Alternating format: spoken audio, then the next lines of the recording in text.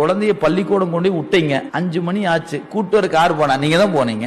விட்டது நீங்க என்ன கூட்டு வைக்கிறீங்க? நம்ம தானே போறோம். அந்த மாதிரி அந்த சாமி தான் நம்மள கொண்டாந்து கருவுக்குள்ள விட்டாரு. தம்பி இரு, இப்ப கூப்பிடுறாரு, வாங்க சாமி போலாம்.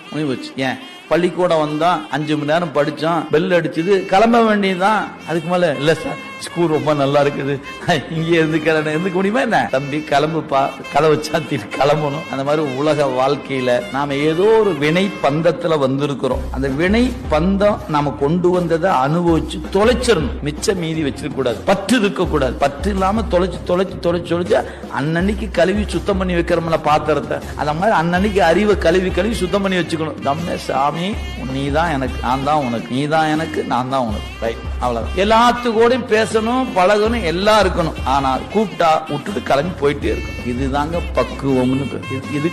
இந்த பயிற்சிக்கு தான் இந்த உலகத்துக்கு வந்திருக்கிறோம்.